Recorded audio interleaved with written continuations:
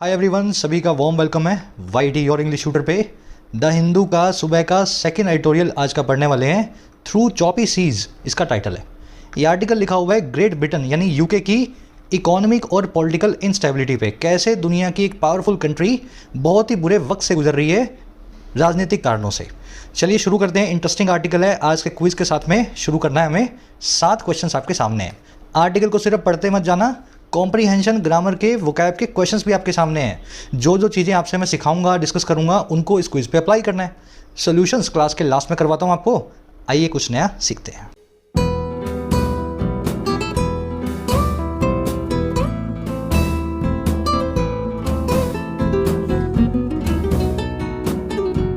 Alright, कह रहे through choppy seize.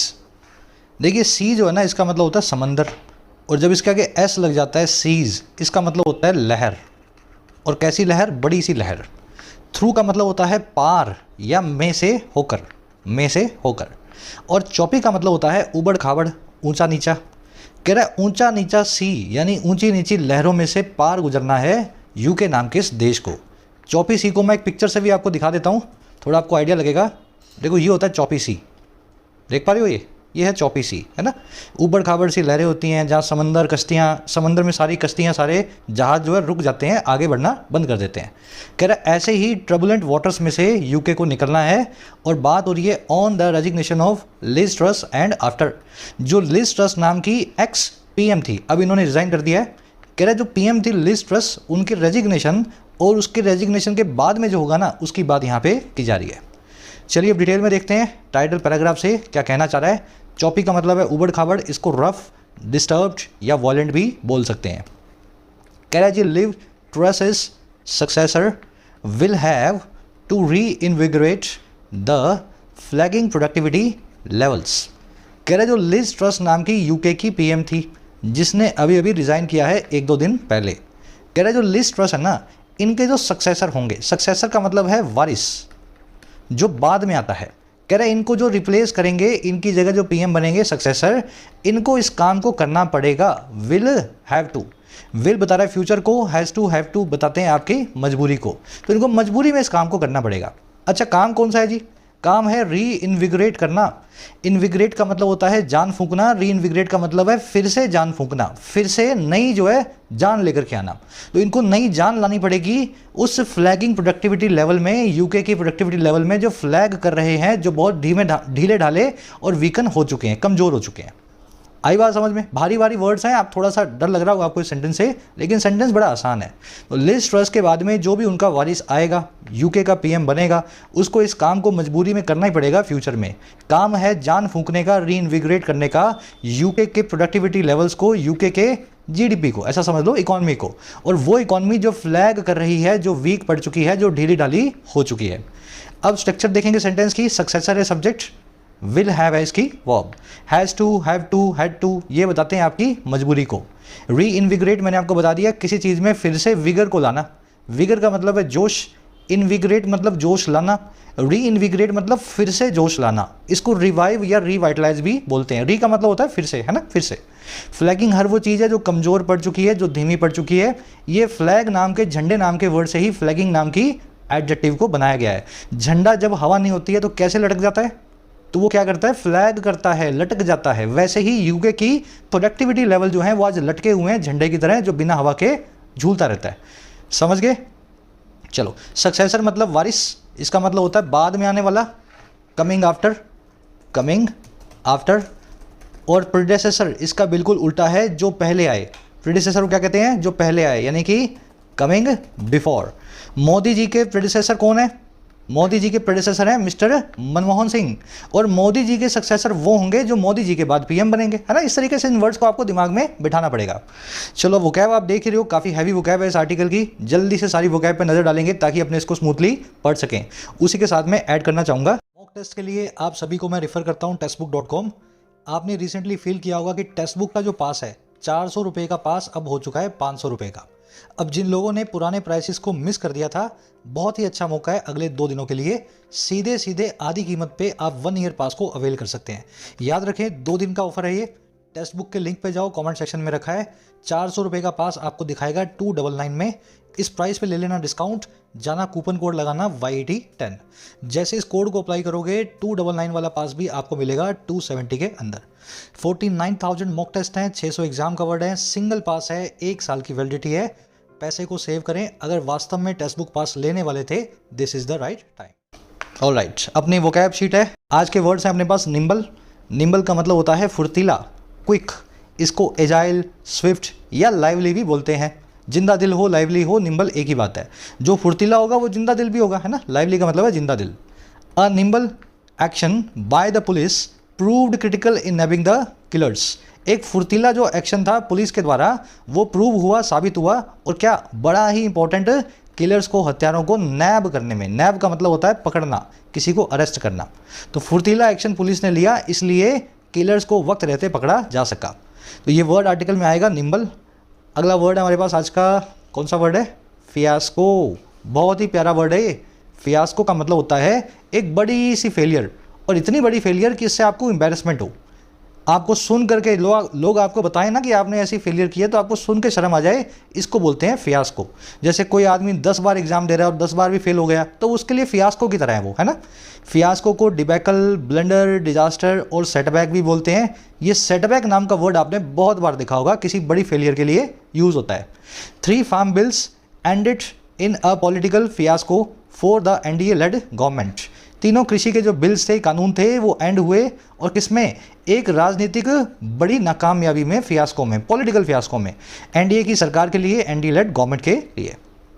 अब ये वर्ड आपने देख लिया फियास्को, इसका सिनोनिम भी आर्टिकल में आएगा डिबैकल। अब आप यहाँ पे रुको, थोड़ा सा अपनी स्पीड को कम करो और मुझे बताओ, बड़ी सी फेलियर के लिए तो फियास्को आ गया वर्ड, बड़ी सी नाकामयाबी के लिए। अगर बड़ा सा कोई कामयाबी हो, यानी बड़ी सक्सेस हो, उसके लिए कौन सा वन वर्ड यूज करते हैं? चलो, जिनको आता है कमेंट्स में डालो। अभी आर्टिकल पढ़ते हुए इस वर्ड को मैं आपको तोड़ के ब्रेक करके बताऊंगा, है ना। बड़ी सक्सेस के लिए कौन सा वर्ड हमारे पास बना हुआ है, आर्टिकल में भी आएगा। अगला वर्ड है इग्नोमिनिटी, इग्नोमिनी। इग्नोमिनी का मतलब होता है शर्म, और कैसी शर्म? किसी गलत काम को करने की। डिसग्रेस, डिसऑनर, है ना। आपने कोई गलत काम किया, पकड़े गए, तो आप इग्नोमिनी को फेस कर रहे हैं। और ये जो काम आपने किया है ना, ये इग्नोमिनस काम है, ये डिसग्रेसफुल काम है, बेशर्मी भरा काम है, ठीक है, बेशर्मी भरा। The recent elections have ended in ignominy for the ruling party. हाल ही में जो इलेक्शंस हैं वो खत्म हुए हैं रूलिंग पार्टी के लिए एक शर्मनाक, मतलब एक शेम की तरह, एक डिसग्रेस की तरह, है ना, बेशर्मी की तरह। मतलब बहुत बुरी हार हुई है, कहने का मतलब ये। तो इग्नोमिनस नाम के एडजेक्टिव को आर्टिकल में देखेंगे, जिसमें कोई शर्मनाक चीज़ हो वो कहलाएगी इग्नोमिनस। चलिए, अगला वर्ड है कल्मिनेशन। इसको हिंदी में बोलते हैं चरम बिंदु या पराकाष्ठा। पराकाष्ठा या चरम बिंदु भी बोल सकते हो। इसको फाइनलाइजेशन, एंड गेम भी बोल सकते हैं, है ना। पिनैकल, जेनिथ, कॉन्जुमेशन, क्लाइमैक्स, सभी इसके सिनोनिम है। किसी भी चीज़ का सबसे ऊंचला या सबसे आखिरी जो बिंदु होता है वो कहलाता है उसका कल्मिनेशन। जैसे SSC के एग्जाम का कल्मिनेशन क्या है? आप कह सकते हैं डॉक्यूमेंट वेरिफिकेशन। कॉम्पिटिटिव एग्जाम का कल्मिनेशन यही होता है ना, सारा प्री, मेंस, इंटरव्यू, GD, है ना, डिस्क्रिप्टिव सब पास कर लोगे तो लास्ट में आपको बुलाते हैं डॉक्यूमेंट वेरिफिकेशन के लिए। उसका मतलब होता है कि 99.9% आपकी जॉब लग चुकी है। तो वो जो है ना, आपकी सिलेक्शन प्रोसेस का कल्मिनेशन है डॉक्यूमेंट वेरिफिकेशन की प्रोसेस। ऐसे इसको याद रख सकते हैं। Success is the culmination of years of practice and hard work. कामयाबी जो है सबसे उछला बिंदु है, सबसे आखिरी पड़ाव है कई सालों की प्रैक्टिस और हार्डवर्क का। चलिए, अगला वर्ड है फॉइल। फॉइल का मतलब होता है किसी चीज़ को होने से प्रिवेंट या हिंडर करना। किसी के प्लान को, किसी की डिज़ायर को अगर आप पूरा ना होने दें तो आप उसको फॉइल करते हैं, है ना। इसके लिए हिंदी में होता है एक वर्ड, मंसूबों पे पानी फेरना। अगर फॉइल को अगर आप हिंदी में पूछे ना मुझसे कोई, तब ये होगा, इसका सबसे नीयरेस्ट ये होगा मंसूबों पे पानी फेरना। The law enforcement agencies foiled an attack on president. Law enforcement agencies ने, कानून की एजेंसीज ने, यानी पुलिस ने मंसूबों पे पानी फेर दिया, और किसका? एक अटैक का जो हमारे प्रेसिडेंट पे होने वाला था। फॉइल कर दिया, हिंडर कर दिया, प्रिवेंट कर दिया, होने से पहले ही रोक दिया। इसको स्कपर करना भी बोलते हैं। स्कपर नाम का वर्ड फॉइल का सिनोनिम है, आर्टिकल में देखेंगे। सेकंड लास्ट वर्ड है क्वैगमायर। क्वैगमायर का सिनोनिम है मायर, दोनों एक ही बात है, और इन दोनों का मतलब होता है दलदल। दलदल के लिए एक और वर्ड है हमारे पास, मार्श। ठीक है, मार्श। आज मोरास नाम का एक सिनोनिम है इसका, जो आप आर्टिकल में देखेंगे। ज़्यादा इंपॉर्टेंट वर्ड नहीं है, क्वैगमायर इंपॉर्टेंट वर्ड है जो आप आज नहीं आया लेकिन बहुत बार आता है ना, दलदल के लिए यूज होता है। The world economy is mired in the covid induced recession. दुनिया की इकोनॉमी मायर्ड है। अब देखो, मायर से मायर्ड नाम का एडजेक्टिव बना दिया है। मायर्ड का मतलब होता है फंसा हुआ, दलदल में। दुनिया की इकोनॉमी दलदल में फंसी हुई है, जो है कोविड-19 से इंड्यूस हुए रिसेशन की, कोविड-19 की वजह से आए हुए मंदी से। तो मंदी की मार में, मंदी के दलदल में फंसी है, ठीक है। तो मायर नाम का वर्ड, मोरास नाम का वर्ड आर्टिकल में आएगा। लास्ट वर्ड है पेनिशिया, बड़ा ही कॉमन सा वर्ड है, इसको बोलते हैं हिंदी में रामबाण। सभी मर्जों की एक दवा, a cure to all diseases. अब देखो, पेनिशिया को एलिक्सिर नाम के वर्ड से भी बताया जाता है, रामबाण का सिनोनिम है। एजुकेशन इज पेनिशिया और elixir to most social evils. जो शिक्षा है वो रामबाण दवा है ज़्यादातर सामाजिक बुराइयों की, सोशल इवल्स की, ठीक है। अब देखो, ये पेनिशिया वर्ड है ना, ये तो होगी एक दवा जो काम करती है। कभी कभी ऐसी दवाएं भी होती हैं जो काम नहीं करती हैं, उन दवाओं के लिए हमने वर्ड बनाया हुआ है नॉस्ट्रम। नॉस्ट्रम भी रामबाण है, लेकिन ये असली नहीं है, सिर्फ इसको कह के लोगों को मूर्ख बनाया जाता है। तो ऐसी दवा जो लोगों को मूर्ख बना के बेची जाए उसको बोलते हैं नॉस्ट्रम, नॉस्ट्रम। चलिए आ जाओ आर्टिकल पे। अब एक समरी आपको दे दें। समरी ये है कि यूके जो है ना, दुनिया की 5th लार्जेस्ट इकॉनमी हुआ करता था आज से कुछ महीने पहले तक, लेकिन अब इसकी जगह पे आ गया इंडिया और यूके आ गया 6वीं लार्जेस्ट इकॉनमी पे। मतलब यूके डिक्लाइन पे है। वो यूके, वो इंग्लैंड जिसने किसी पूरी दुनिया पे राज किया था आज से 60-70 साल पहले तक। अब ऐसा हुआ क्यों? यूके की करेंसी गिरती जा रही है और यूके में चल रही है पॉलिटिकल इंस्टेबिलिटी। पिछले एक साल में यूके में तीन पीएम बनने की कगार आ चुकी है, एक साल में 3 पीएम। हमारा आर्टिकल ये कह रहा है कि अभी अभी यूके की जो लास्ट पीएम थी लिज ट्रस, जिन्होंने अपना रिज़ाइन जो है अभी दिया है, इनके अब नए जो सक्सेसर आएंगे इनके बाद में, उनके पास बड़े बड़े टास्क हैं। अगर वो एक मजबूत आदमी नहीं हुए, मजबूत लीडर ना हुए, तो यूके को बचाना बड़ा मुश्किल हो जाएगा। आगे आने वाले टाइम में UK is faced with huge challenges. बस आज इसकी यही समरी है। पूरी टोन है एनालिटिकल और एनालाइज करके बता रहा है यूके के साथ में क्या हो सकता है। चलो कहानी की तरह ही पढ़ना है, पूरी स्टोरी है ये। स्टोरी कुछ ऐसे शुरू हो रही है, कह रहा द इग्नोमिनियस, क्या हुआ, रेजिग्नेशन ऑफ यूके पीएम यानी prime minister Liz Truss this week may have supplied a momentary pause to the anxieties faced by the British people over months of government fumbling amidst deteriorating macroeconomic conditions। Sentence अभी और भी लंबा है, इतना ही पढ़ेंगे फिर आगे बढ़ेंगे। कह रहे जो रेजिग्नेशन आया है, और रेजिग्नेशन कैसा, इग्नोमिनियस। अब ये क्या होता है, शर्मनाक। इग्नोमिनी नाम का वर्ड मैंने आपको करवाया था ना, शर्म, डिसऑनर। इग्नोमिनियस मतलब शर्मनाक। कह रहा है जो शर्मनाक सा इस्तीफा आया है, यानी कि रेजिग्नेशन आया है, और किसका, यूके की पीएम का, जिनका नाम है लिज ट्रस।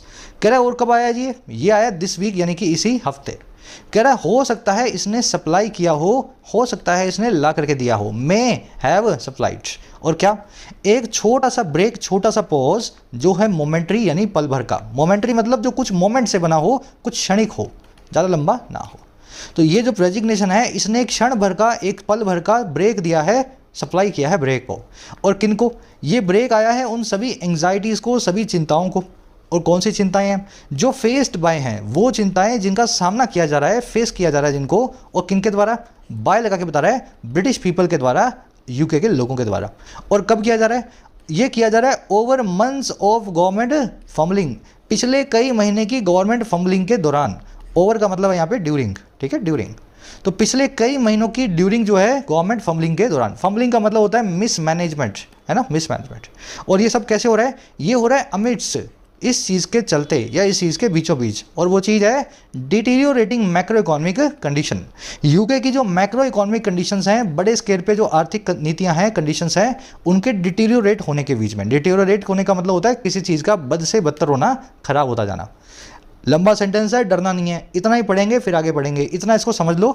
कह रहा है जी बड़ा ही शर्मनाक जो रेजिग्नेशन आया है यूके की पीएम का, जिनका नाम है लिज ट्रस, इस हफ्ते जो आया है, हो सकता है इसने सप्लाई कर दिया हो एक पल भर के ब्रेक को, एक छोटे से ब्रेक को।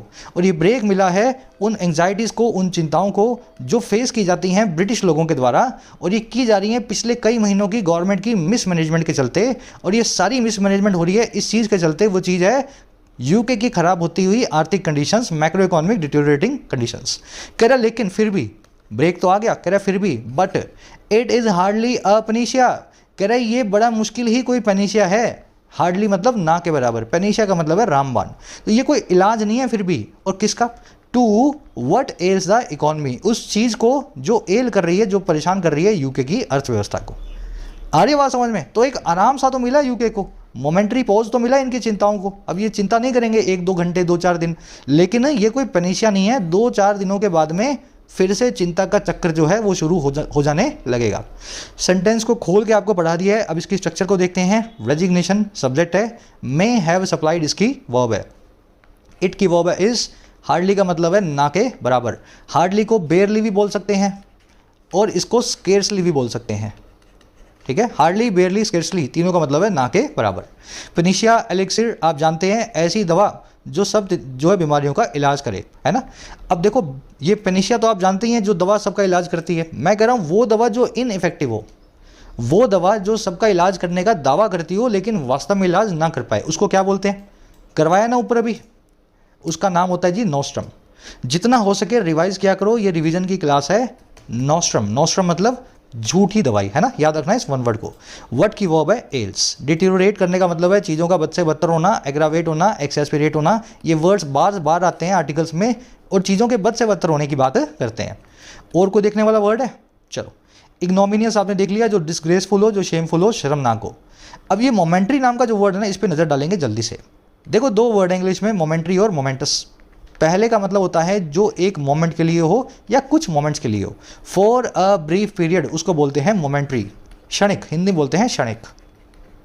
लेकिन जो दूसरा वर्ड है ना मोमेंटस, मोमेंटस का मतलब होता है वेरी सिग्निफिकेंट, वेरी सिग्निफिकेंट। जैसे जिस दिन आपका रिजल्ट आया था और आपकी नौकरी लगी थी, that day is a moments day for you, है ना, वेरी सिग्निफिकेंट डे है वो। तो मोमेंटस डिसीजन हो सकता है, मोमेंटस डे हो सकता है, मोमेंटस कुछ भी हो सकता है जो बड़ा इंपॉर्टेंट हो है ना मोमेंटस। तो मोमेंट्री मोमेंटस को ध्यान रखना, सही जगह सही वर्ड को यूज़ करना है। अब और आगे बढ़ेंगे, वो क्या बहुत सारी है, सारा इसी में टाइम लग जाएगा आज लगता है। आगे कह रहा है जी, after a disastrous performance in office that belied the promise of putting the Conservative party's house in order, Ms Truss quit 45 days after entering Downing street.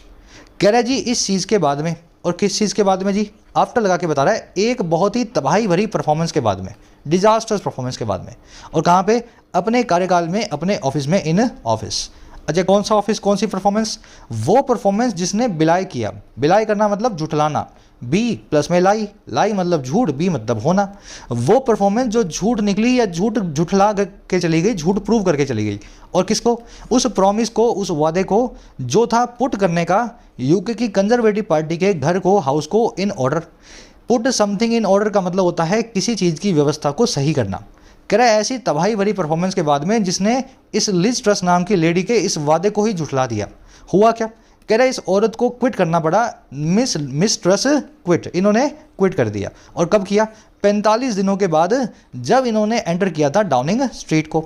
Downing street वो स्ट्रीट है, वो जगह है जहाँ पे यूके का पीएम रहता है ना। तो यूके के पीएम के घर में रहने के 45 दिन के बाद इनको घर खाली करना पड़ा, कहने का मतलब ये। अब ये 45 दिन क्या है जी, कोमा लगा के बता रहा है। कह रहा है द शॉर्टेस्ट एवर टाइम, ये आज तक का सबसे कम टाइम है, सबसे शॉर्टेस्ट टाइम है, that a British PM has served, जिसको ब्रिटेन के किसी पीएम ने सर्व किया है, जिसको किसी पीएम ने कुर्सी पे बैठा है। 45 दिन सबसे कम टाइम है। सेंटेंस पूरा समझ में आ गया ना? चलो, दैट की वर्ब है बिलाइड, दैट आया है परफॉर्मेंस के लिए। परफॉर्मेंस बड़ी डिजास्टर्स थी, तबाही भरी थी। पुट समथिंग इन ऑर्डर का मतलब है किसी चीज़ को सही करना, किसी चीज़ के सिस्टम को सही करना, ऐसा समझ लो। मिस्ट्रस की वर्ब है क्विट, ब्रिटिश पीएम की वर्ब है हैज सर्व्ड। यहाँ पे क्विट वर्ब की सेकंड फॉर्म है। V1, V2, V3 इन सभी वर्ब्स की सेम रहती है। Cut, put, set, hit, hurt, split, quit, spread, burst, split. अब देखो ये वर्ब सारी हो चुकी हैं 50 बार। अगर आप क्लास में रेगुलर हो तो आप इन वर्ब्स को जानते हो, और अगर नहीं जानते हो तो आज देख लो, स्क्रीनशॉट ले लो। इन वर्ब्स की V1, V2, V3 को चेंज नहीं करते, ये हमेशा सेम रहती है। Several shops in the area have shuttered down after the slowdown. कई सारी दुकानें जो हैं इस एरिया की शट डाउन कर चुकी हैं, बंद हो चुकी हैं। शट डाउन करना, बंद होना। और कब? मंदी के बाद से। अब मुझे बताओ, शटेड डाउन हो सकता है क्या? बिल्कुल नहीं हो सकता। शट तो एक ऐसी वर्ब है जिसकी V1, V2, V3 शट ही होती है। तो इस केस में क्या करेंगे? हैव शट डाउन लिखेंगे सर, तभी ये सही बनेगा। The house costed us $1 million, घर जो है हमें $1 million का पड़ा। Cost cost cost, V1 is equal to V2 is equal to V3, no पंगे, यहाँ भी लिखोगे कॉस्ट। वैसे news of clash amongst the party spreaded like a wild fire, clash की जो न्यूज़ थी, झगड़े की जो खबर थी पार्टी के अंदर, अंदरूनी झगड़े की अमंग्स द पार्टी, वो फैल गई जंगल की आग की तरह। स्प्रेड का मतलब है फैलना, लेकिन V1 V2 V3 सेम है, स्प्रेडेड नहीं लिख सकते आप, आपको स्प्रेड ही लिखना पड़ेगा। तो ये वर्ब्स दिमाग में बिठा लो, आज का ग्रामर कॉन्सेप्ट नंबर 1। चलो वो और आगे बढ़ते हैं। आगे ये कह रहा है जी, कह रहा है that the pinnacle of the trust governments fiasco was the mini budget of September 23rd। कह रहे जो जनित था, जो पिनेकल था, जो चरम बिंदु था, पराकाष्ठा था, और किसका भाई? ट्रस्ट की गवर्नमेंट के फियास्को का, ट्रस्ट की गवर्नमेंट के बड़े असफलता का, नाकामयाबी का। कह रहा वो था इनका एक मिनी बजट, छोटा सा बजट, और जो कब आया था? सितंबर 23 को। अच्छा इसमें क्या हुआ था जी? कह रहा in which she and her erstwhile chancellor Kwasi Kwarteng displayed a breathtaking lack of sensitivity to market fragility. कह रहे ये वही बजट था जिसके अंदर इन दोनों ने मिलके, लिज ट्रस ने और उनके चांसलर ने, जिनका नाम था क्वासी क्वार्टंग, इन्होंने दिखाया, डिस्प्ले किया एक ऐसी लैक ऑफ सेंसिटिविटी को। लैक ऑफ सेंसिटिविटी का मतलब होता है संवेदनशीलता की कमी, और ये सेंसिटिविटी थी ब्रेथ टेकिंग, सबकी सांस उखाड़ देने वाली। कभी कभी कोई चीज़ अपने देखते हैं ना, सांस लेना भूल जाते हैं उसको देख के, मुंह खुला रह जाता है, तो ऐसी मुंह खोल करके रख देने वाली लैक ऑफ सेंसिटिविटी को इन्होंने दिखाया। और किसके लिए दिखाया? ये सेंसिटिविटी दिखाई इन्होंने टू मार्केट फ्रेजिलिटी, मार्केट की फ्रेजिलिटी के सामने, मार्केट की वीकनेस के सामने। तो इतने जो है वीक बाजार हैं यूके के, यूएस के, वेस्ट के, और वहाँ पे बाजारों की वीकनेस को बिल्कुल ध्यान ना रख के अजीब सा एक बजट सा इन्होंने पेश कर दिया, डिस्प्ले कर दिया। और क्या किया इन्होंने एंड अनाउंस कर दिया 45 बिलियन के अनफंडेड टैक्स कट्स को, ऐसे टैक्स के कट्स को, टैक्स की छूटों को जो 45 बिलियन यूरो की थी और जो अनफंडेड थी, जिसका ओरिजिनल बजट में कोई भी सोर्स नहीं था। आई बात समझ में? तो अचानक से ये बनी पीएम और ये बन गए चांसलर, दोनों ने मिलकर सोचा कि 45 बिलियन डॉलर, चलो ना यहाँ की जनता में बांट देते हैं इतने सारे यूरो, और ये ऐसे रुपए होंगे जिनका अभी सोर्स हमें पता करना है कहाँ से आएंगे, ये तो बाद में देखेंगे कहाँ से आएंगे। जैसे इन्होंने काम किया तो मार्केट की फ्रेजिलिटी के सामने इन्होंने अपनी इनसेंसिटिविटी को दिखाया और यूके के बाजार और करेंसी गिरने लगे। चलिए सेंटेंस मेरे ख्याल से समझ आ चुका होगा। पिनेकल की वर्ब है वॉज, पिनेकल का मतलब है पराकाष्ठा, हाईएस्ट बिंदु, सबसे ऊंचा पॉइंट, हाईएस्ट पॉइंट। इसको जनित, कंजुमेशन, कल्मिनेशन, सब इसके सिनोनिम्स हैं। फियास्को, डिबैकल, याद है ना सारे वर्ड्स? ह्यूज फेलियर के लिए इन सभी वर्ड्स को यूज़ किया जाता है। अब एक वन वर्ड मैंने आपसे पूछा था, ह्यूज सक्सेस। जिन्होंने बता दिया उन सभी को बधाई कमेंट सेक्शन में। अब जिन्होंने नहीं बताया था तो आप इसको सीख लो। इसका सिनोनिम होता है, या इसके लिए वन वर्ड होता है ब्रेक थ्रू। बड़ी कामयाबी मिली है तो ब्रेक थ्रू मिला है, और अगर बड़ी असफलता मिली है तो सेटबैक, डिबैकल या फियास्को आपको मिला है। याद रहेगा वन वर्ड ये। चलो बढ़ते हैं आगे। अर्सवाइल मतलब उस वक्त का, आजकल नहीं, उस वक्त का। फ्रेजिलिटी मतलब वीकनेस यानी कि कमजोरी, और इसमें कुछ देखने वाला है नहीं। आगे कह रहा है जी, no one ought to have been surprised at the crisis. कह रहा है किसी भी इंसान को सरप्राइज नहीं हो चुका होना चाहिए था। ought टू मतलब चाहिए था, चाहिए, और हैव बीन सरप्राइज मतलब सरप्राइज हो जाना। कह रहे किसी भी इंसान को सरप्राइज नहीं होना चाहिए था इस क्राइसिस पे, इस बड़ी आपदा पे। कह रहे दैट, वो वाला क्राइसिस जिसने दैट इवेंट ट्रिगर्ड, जिसको इस इवेंट ने ट्रिगर किया। ट्रिगर का मतलब होता है किसी चीज़ को उकसाना, किसी चीज़ को शुरू करना। आ रही बात समझ में? ये दैट दो बार क्यों आया? दैट यहाँ पे रिलेटिव प्रोनाउन है, और दूसरा दैट जो है एक डिमॉन्स्ट्रेटिव एडजेक्टिव है। वो क्राइसिस, दैट, वो क्राइसिस जिसको इस इवेंट ने, दैट इवेंट ने ट्रिगर किया। आ रही बात समझ में? ये इवेंट से जुड़ा हुआ दैट दूसरा वाला है ना। अब वो इवेंट क्या है? ट्रिगर क्या था यहाँ पे? ट्रिगर ये था soaring bond yields necessitating emergency intervention in the bond market. बढ़ती हुई बॉन्ड की यील्ड्स, बढ़ती हुई यूके के बॉन्ड्स की रिटर्न्स, और कह रहे जो नेसेसिटेट कर गई, जरूरी बना गई इमरजेंसी इंटरवेंशन को, इमरजेंसी के अंदर दखल अंदाजी को बॉन्ड मार्केट के अंदर। और किसके द्वारा? द बैंक ऑफ इंग्लैंड के द्वारा, इंग्लैंड के आरबीआई के द्वारा, ऐसा समझ लो, बैंक ऑफ इंग्लैंड के द्वारा। कह रहे undoubtedly scuppering the central bank's attempt to get a handle on rising inflation. और कह रहे ये चीज़ अनडाउटेडली, बिना किसी डाउट के, स्कपर करने वाली थी, फॉइल या थॉट करने वाली थी, मंसूबों में पानी फेरने वाली थी सेंट्रल बैंक्स के उन अटेम्प्ट्स पे, उन कोशिशों पे जो थी गेट करने की, पाने की, एक हैंडल को, एक कंट्रोल को, हैंडल मतलब कंट्रोल, किसी चीज़ को आप कैसे हैंडल से कंट्रोल करेंगे, है ना। और वो है राइजिंग इन्फ्लेशन पे, बढ़ती हुई महंगाई पे। तो कुछ उल्टे सीधे इन्होंने काम किए, इससे बॉन्ड यील्ड बढ़ गई। इसके अंदर अपने नहीं घुसेंगे। बॉन्ड यील्ड के सोर करने का मतलब है यूके की अर्थव्यवस्था का गिर जाना, वहाँ पे बहुत ज़्यादा पैसे में इंटरेस्ट बढ़ जाना, है ना। जो सरकारी जो पैसा है उस पर इंटरेस्ट सरकार को काफ़ी सारा देना पड़ता है। तो ये बढ़ गया तो सरकार आ गई, सेंट्रल बैंक बाजार में आया, उसने बाजार को थोड़ा संभालने की कोशिश की। और ये सारा काम जो है इस सेंट्रल बैंक के सारे एफर्ट्स जो थे महंगाई को कम करने वाले, उनको इसने कवर कर दिया, यानी कि उसको प्रिवेंट या थॉट कर दिया। भारी भारी वर्ड्स हैं, लेकिन सारे वर्ड्स आप कर चुके हो, ऑलरेडी कर चुके हो ना। नो वन की वर्ब है और to have been surprised. Surprise होते हैं, डिसअपॉइंटेड होते हैं, एंग्री होते हैं, तो आप हमेशा उसके बाद में एट लगा के बताते हैं, प्रेपोजिशन फिक्स है। सरप्राइज्ड फॉर नहीं, surprise at, angry at, disappointed at. आ रही बात समझ में? इस तरीके से एट प्रेपोजिशन फिक्स्ड है। सोरिंग का मतलब है बढ़ता हुआ, इंक्रीजिंग या राइजिंग। स्कपरिंग आप जानते हैं, हिंडर या प्रिवेंट समथिंग। चलो और आगे बढ़ते हैं। आगे क्या हुआ जी? कह रहे firing Mr Kwarteng which Ms Truss did despite backing him in formulating their tone deaf policy proposal hardly helped. कह रहा है फायर करने का जो काम है, अब देखो वर्ब की आईएनजी फॉर्म से सेंटेंस शुरू हो रहा है, तो मतलब एक जीरंड है, एक काम की बात हो रही है। कह रहे जो काम है ना नौकरी से निकालने का, फायर करने का, मिस्टर कॉटन को जो थे यूके के चांसलर, कह रहे जो कि विच मिस ट्रस्ट ने कर भी दिखाया इस फायरिंग के काम को। कह रहे ये काम जो था ना, बावजूद मिस ट्रस्ट ने कर दिखाया, बावजूद डिस्पाइट इस बंदे को बैक करने के, इसका सपोर्ट करने के, फॉर्मुलेट करने में, बनाने में, उनके ऐसे पॉलिसी प्रपोजल्स को, ऐसे पॉलिसी के मसौदों को, प्रपोजल्स को जो टोन डेफ थे, जो किसी की टोन के सामने समझ नहीं पा रहे थे। क्या टोन डेफ का मतलब है? समझ ना पा रहे हो, आप सुन ना पा रहे हो। लोग चिक चिक के आपको चिल्ला चिल्ला के कह रहे हो कि भाई ये मत करो मत करो, लेकिन आप टोन डेफ हो, आप आवाज़ को सुन ही नहीं पाते हो, बस अपनी धुन में आगे बढ़ जा रहे हो। कह रहे ऐसा जो काम था ना इस बंदे को फायर करने का, बावजूद इस बंदे को सपोर्ट करने के, कह रहे ये काम ने हार्डली हेल्प किया मिस ट्रस्ट को, इनकी नौकरी फिर भी चली गई। कह रहा एज द क्राइसिस स्पाइरल्ड, कह रहे जैसे जैसे ये क्राइसिस स्पाइरल किया, स्पाइरल का मतलब होता है गो आउट ऑफ कंट्रोल करना, जैसे ही ये crisis go out of control हुआ, और कैसे कंट्रोल हुआ? दो काम करते हुए।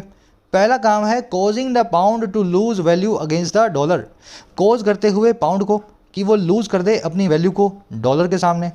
And mortgage rates to climb, और मॉर्गेज रेट्स को, मॉर्गेज रेट्स मतलब लोन लेने की जो दर है, लोन लेने की जो दरें हैं उनको क्लाइम करते हुए। तो पहला काम तो ये हुआ। दूसरा काम हुआ bringing the economic hardship to Britons, लेकर के आते हुए आर्थिक मुश्किलातों को, हार्डशिप को ब्रिटन्स के लिए, ब्रिटेन के लोगों के लिए। मैं समझ रहा हूँ ये लंबे लंबे सेंटेंस हैं, बड़ी बड़ी स्ट्रक्चर्स हैं, लेकिन इसीलिए आज के आर्टिकल की डिफिकल्टी भी 10/10 है ना। आपको सीखना है इतने मुश्किल वाले आर्टिकल्स को भी कैसे पढ़ा जाए। एक बार रिपीट कर दूंगा, फिर स्ट्रक्चर को देखेंगे। कह रहे फायर करने का काम जो था इस बंदे को, जिसको इस बंदी ने कर भी दिखाया, और कैसे करके दिखाया? इसको धोखा देके, बावजूद इसको बैक करके, इसको सपोर्ट करके, जब ये फॉर्मुलेट कर रहा था अपने इस पॉलिसी प्रपोजल्स को। और ये वही पॉलिसी प्रपोजल्स थे जो कि टोन डेफ थे। इन प्रपोजल्स ने किसी की एक ना सुनी, सबकी बातों को नज़रअंदाज किया। कह रहे इस बंदे को फायर कर दिया ना, फिर भी इस चीज़ ने इस बंदी को हेल्प नहीं किया, लिज ट्रस को, इससे कोई मदद इसको नहीं मिली। कह रहे जैसे ही ये क्राइसिस स्पाइरल हो गया, ये क्राइसिस आगे से आगे गेट आउट ऑफ कंट्रोल हो गया। और ये कैसे आउट ऑफ कंट्रोल हुआ जी? दो काम करते हुआ। पहला काम किया इसने, कोज किया पाउंड को कि वो वैल्यू लूज कर दे डॉलर के सामने, और इसने कोज किया कि मॉर्गेज की जो रेट्स हैं, वहाँ पे लोन की जो दरें हैं, मॉर्गेज रेट्स मतलब सिक्योर लोन्स, इनकी दरें जो हैं क्लाइम हो गई। और दूसरा काम क्या था? ये लेकर के आता रहा इकोनॉमिक हार्डशिप को, आर्थिक मुश्किलों को ब्रिटेन के लिए। फायरिंग की वर्ब है हेल्ड, ट्रस्ट की वर्ब है डिड, डिस्पाइट का मतलब है बावजूद, हार्डली, बेयरली, स्केर्सली का मतलब है ना के बराबर। क्राइसिस की वर्ब है स्पाइरल्ड, स्पाइरल का मतलब स्नोबॉल करना, चीज़ों का गो आउट ऑफ कंट्रोल होना, आगे से आगे बढ़ते जाना। कोजिंग और ब्रिंगिंग दोनों प्रेजेंट पार्टिसिपल साइमल्टेनियस एक्शन है। जब ये क्राइसिस स्पाइरल हुआ तब ये दोनों काम भी साइमल्टेनियसली हो रहे थे। जैसे खाना खाते हुए आप टीवी देख रहे थे, तो स्पाइरल जो है, क्राइसिस जो है, स्पाइरल होते हुए इन दोनों कामों को भी साथ में कर रहा था। वर्ब की आईएनजी फॉर्म से पीपीएस से बना के इसको बताया गया है। अब आ जाओ नेक्स्ट पैराग्राफ पे। अब बताएगा आगे यूके क्या कर सकता है। कह रहा था UK recently lost its place as the world's 5th largest economy to India. UK ने हाल ही में खो दिया अपनी जगह को, प्लेस को, दुनिया की 5वीं सबसे बड़ी इकोनॉमी के तौर पे। और ये किसके सामने लूज टू किया? लॉस्ट टू इंडिया, इंडिया के सामने लूज किया। तो इंडिया बन चुकी है 5वें नंबर की, यूके बन चुका है 6वें नंबर का। यूके की वर्ब है लॉस्ट। अच्छा जी, और क्या हुआ? कह रहा है at a dangerous moment in the global political economy when Russia's invasion of Ukraine has stemmed the flow of natural gas to Europe and the UK, leading to alarming spikes in household bills in these countries. इतना ही पढ़ेंगे, sentence लंबा है। कह रहा है एक dangerous moment पे, एक बहुत ही मुश्किल पल पे, डेंजरस मतलब खतरनाक, और कहाँ पे, दुनिया भर की पॉलिटिकल इकॉनमी में, ग्लोबल पॉलिटिकल इकॉनमी में। कब? कह रहे जब रशिया का इन्वेजन जो है, रशिया का जो अटैक है यूक्रेन पे, आक्रमण है, इसने स्टेम कर दिया है, रोक दिया है। स्टेम करना मतलब रोक देना, और किसको? किसी चीज़ के फ्लो को। तो इसने बहाव को रोक दिया है, स्टेम कर दिया है। और स्टेम को क्या किया है? फ्लो किया है इसने, बहाव नेचुरल गैस का यूरोप के लिए और यूके के लिए। और ये कैसे बहाव रोका इसने भाई? बहाव रोका है लीड टू करते हुए, इस चीज़ की तरफ ले जाते हुए, इस चीज़ की तरफ जो है अलार्मिंग स्पाइक्स का, ऐसे बड़े बड़े उछालों का, स्पाइक्स का जो अलार्मिंग है, आपको अलार्म करने वाले हैं, आपको चिंताजनक जो है बना देने वाले हैं। और किस में ये स्पाइक्स आए हैं? हाउस होल्ड्स बिल्स में, घरों के खर्चों में। और कहाँ पे? इन दीज कंट्रीज, इन सभी देशों में।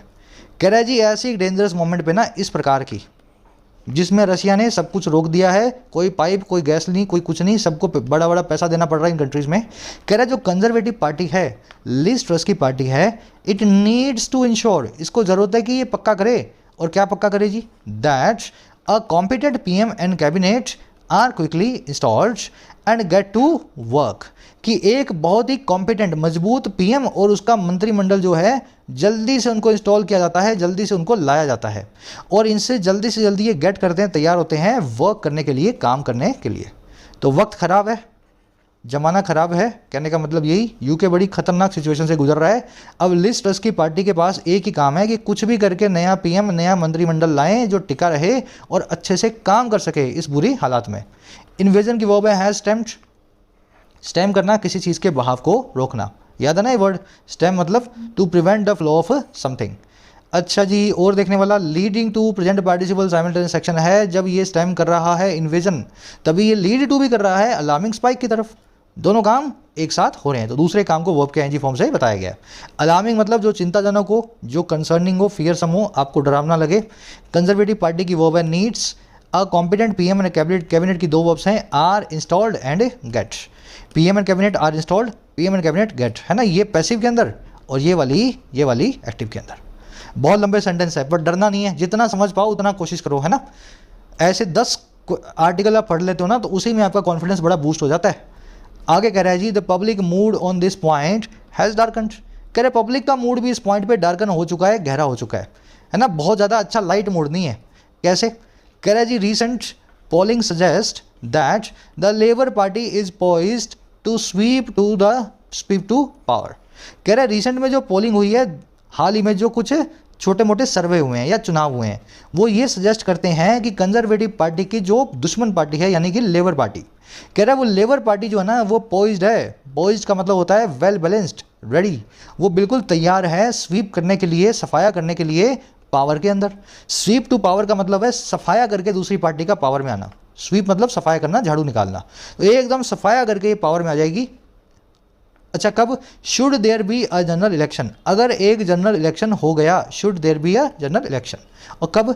Even if such an event is not likely until January 2025।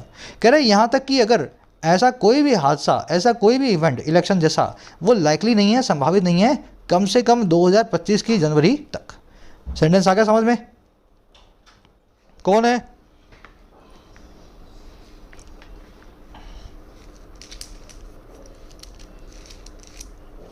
Sentence आ गया समझ में?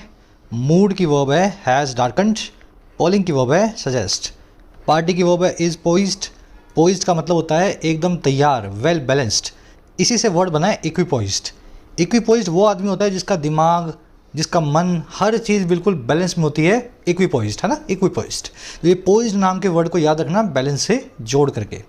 इवेंट की वर्ब है इस, यहाँ पे should there be general election, अगर एक इलेक्शन हो जाए, ये बनी हुई है फर्स्ट कंडीशनल की ऑल्टरनेटिव स्ट्रक्चर।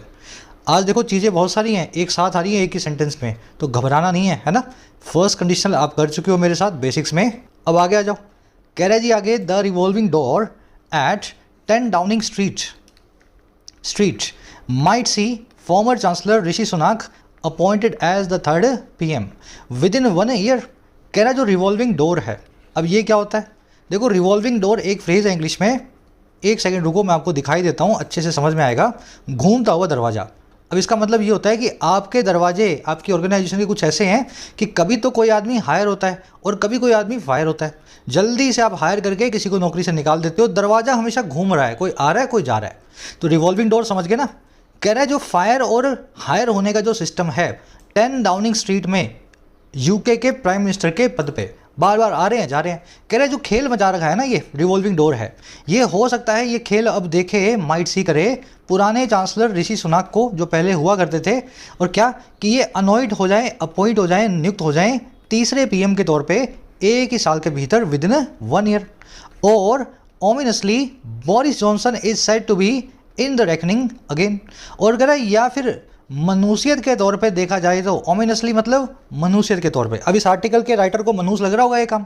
कह रहा है अगर मनुष्यत के तौर पे देखा जाए तो बोरिस जॉनसन है वो भी कहे जाते हैं, इज सेड वो कहे जाते हैं कि वो हैं रेकनिंग में। रेकनिंग का मतलब होता है कंसीडरेशन। वो फिर से कैलकुलेशन में आ गए हैं, रेकनिंग में आ गए हैं एक बार फिर अगेन। और किसके बावजूद? Despite the debacle following the Partygate scandal. बावजूद डिस्पाइट उस डिबेकल के, उस बड़ी नाकामयाबी के जो आई थी बोरिस जॉनसन के स्कैंडल के बाद में, जिसका नाम था पार्टीगेट। तो पहले जॉनसन को छोड़ना पड़ा अपने पद को, फिर उसके बाद लिज ट्रस आई, अब लिज ट्रस को भी भागना पड़ा। अब हो सकता है बोरिस जॉनसन फिर से आ जाए। तो एक मनुष्यत भरा सा वहाँ सिस्टम चल रहा है, कोई आदमी इनको नहीं मिल रहा।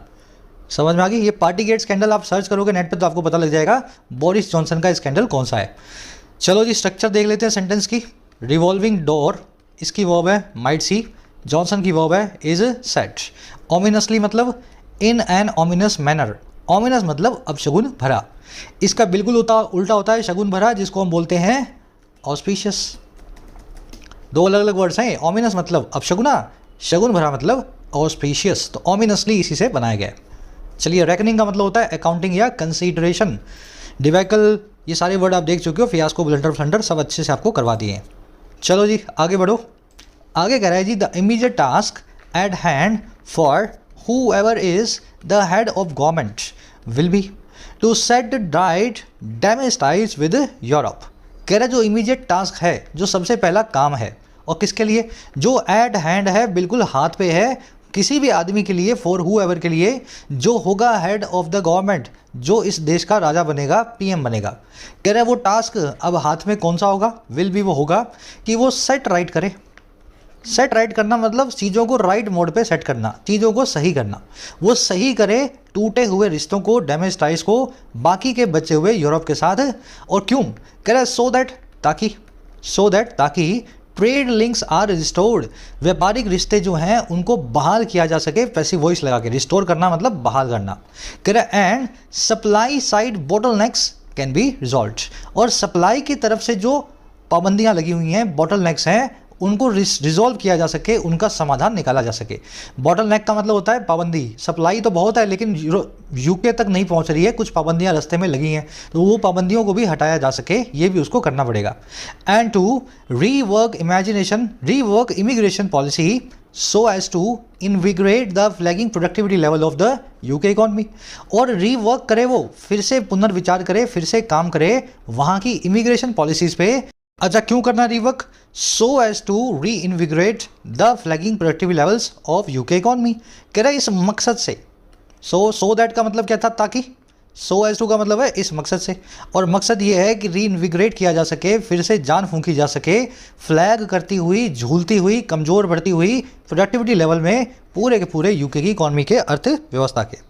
लंबा सेंटेंस, बड़ा ही आसान। इमीडिएट टास्क की वर्ब है विल बी, हुएवर की वर्ब है इज, लिंक्स की वर्ब है आर रिस्टोर्ड, बॉटलनेक्स की वर्ब है कैन बी रिजॉल्व्ड। बॉटलनेक्स क्या है? पाबंदियाँ, restrictions, constraints. So as to का मतलब होता है इस मकसद से। इसके बाद में हमेशा वर्ब की बेस फॉर्म लगती है। आज सच में 2 एडिटोरियल्स में जो लर्निंग होती है एक में आ चुकी है ना। आगे कह रहा है जी if Tories turn out not to be the party capable of nimble intuitive policy making. कह रहा है अगर जो टोरीज हैं, अब ये टोरीज कौन है बता देता हूँ आपको। कंजर्वेटिव पार्टी को टोरीज बोला जाता है। यूके में 2 पार्टियाँ हैं, पहली है कंजर्वेटिव पार्टी, दूसरी पार्टी है लेबर पार्टी। कंजर्वेटिव पार्टी को टोरीज भी बोलते हैं, जिसकी लिज ट्रस्ट भी पीएम बनी है अभी, जिसके बोरिस जॉनसन भी पीएम थे और इससे पहले थेरेसा मे भी पीएम थी। कह रहे जो कंजर्वेटिव पार्टी है जिसको टोरीज बोलते हैं, वो टर्न आउट होती है। टर्न आउट होता मतलब निकल करके आना। कैसे निकल करके आती है? वो ना होती हुई निकल के आती है वो वाली पार्टी जो सक्षम हो, कैपेबल हो एक निम्बल और इंट्यूटिव पॉलिसी मेकिंग के। एक ऐसी पॉलिसी मेकिंग जो कि चुस्त भी है, निम्बल भी है और इंट्यूटिव है, आपके इंट्यूएशन के हिसाब से चलती है, गट फीलिंग के हिसाब से। आपकी गट फीलिंग ये बोलती है कि ये करना चाहिए तो वही करो, है ना। अगर ऐसी पॉलिसी बनाने वाली पार्टी नहीं बनती है ना कंजर्वेटिव पार्टी, और ये वो पॉलिसी मेकिंग है required to dig the UK economy out of this morass. ये वो पॉलिसी मेकिंग है जो जरूरी है डिग करने के लिए, उखाड़ने के लिए यूके की इकॉनमी को बाहर, डिग आउट करना मतलब खोद के बाहर लाना। और कहाँ से? इस पूरे दलदल में से, इस पूरी मोरास में से। तो कह रहा होगा क्या? सर होगा कुछ भी नहीं। Perhaps British voters will decide to bring in their political opposition। कह रहे शायद ब्रिटेन का जो वोटर है वो डिसाइड करेंगे कि वो ब्रिंग इन कर दें, वो ले आएँ इन टोरीज के, इन कंजर्वेटिव पार्टी के सियासी दुश्मनों को, ऑपोजिशन को। और क्यों करवाने के लिए भाई? क्यों लाने के लिए? क्यों लाएंगे? To get the job done. इस काम को करवाने के लिए, इस जॉब को डन करने के लिए। आ गई बात समझ में? तो पब्लिक बार बार मौका नहीं देगी। एक ही पार्टी है, 4-5 बार पीएम बदल रही है अपने। अगर ये पार्टी इस बार कुछ ना कर पाई तो अब दूसरी पार्टी को, दूसरी जो है ऑपोजिशन को चांस मिल सकता है। टोरीज की वो है टर्न आउट। निम्बल का मतलब है एजाइल, क्विक, स्विफ्ट, बहुत ही तेज़ी से कोई काम होता है तो निम्बल होता है वो। इंट्यूटिव मतलब जो आपकी गट फीलिंग के हिसाब से चले, जो सिचुएशन के हिसाब से अप्रोप्रिएट आपको लगता हो। वोटर्स की वो है विल डिसाइड। अब आ जाओ अपने क्विज पे। आज का आर्टिकल वास्तव में बड़ा खतरनाक आर्टिकल था, मेरे को भी मज़ा आया पढ़ाने में। जितना भी आपने सीखा हो बहुत ही अच्छा सीखा है। फर्स्ट जो क्वेश्चन है कॉम्प्रिहेंशन का है। कह रहा है इनमें से कौन सा वो चैलेंज नहीं है जो आज यूके जो है फेस कर रहा है। तो जो देख लो जो चैलेंज नहीं है वो आपका आंसर बन जाएगा। आंसर इसी वीडियो के फर्स्ट कमेंट में रखा है, वहाँ से जाके आप चेक कर सकते हो, है ना, कमेंट हिंट के साथ में। सेकंड में आपसे पूछा है यूके की 2 मेजर पार्टीज़ कौन सी हैं।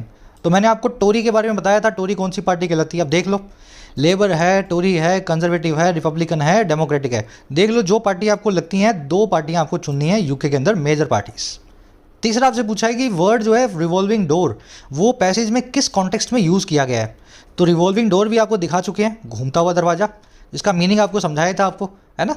तो घूमते हुए दरवाजे का इस पैसेज में क्या मीनिंग है? Missed opportunity, a door which revolves, frequent hire and fire और नन ऑफ द अबव। चौथे में आपसे पूछा है एक ऐसी मेडिसिन जो इनइफेक्टिव हो, उसके लिए कौन सा वन वर्ड लगाएंगे? ऑलरेडी आप कर चुके हैं। पाँचवें में आपको 2 एरर्स मिलेंगी, 5वें और 6वें में। मैं आपको हिंट दे देता हूँ एरर्स कहाँ पे हो सकती हैं। एक यहाँ पे हो सकती है, एक शायद इस एडजेक्टिव के आसपास हो। कोशिश करो खुद से निकालने की। 7वां एक फिर से वन वर्ड है, आपसे पूछा है बड़ी कामयाबी के लिए इन चारों में से कौन सा वन वर्ड यूज़ किया जाता है? ब्रेक थ्रू, सेटबैक, डिबैकल और ये डी फियास्को। सातों के आंसर इसी वीडियो के फर्स्ट कमेंट में है। मन से सीखा है, आउट ऑफ 7 कितने मार्क्स मिले जरूर से बताना। इसी वीडियो के फर्स्ट कमेंट से आंसर्स को निकाल लो पिंड कमेंट से। कोर्सेज अवेलेबल हैं ऐप पे, जाके फ़ायदा ले सकते हो। टाइम रहते ही कोर्सेज का फ़ायदा लेना है।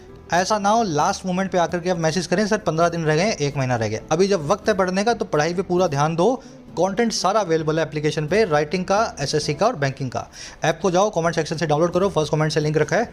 कोई भी क्वेरी हो, ये नंबर है व्हाट्सएप का, टीम से आप मैसेज करके बात कर सकते हैं व्हाट्सएप पे।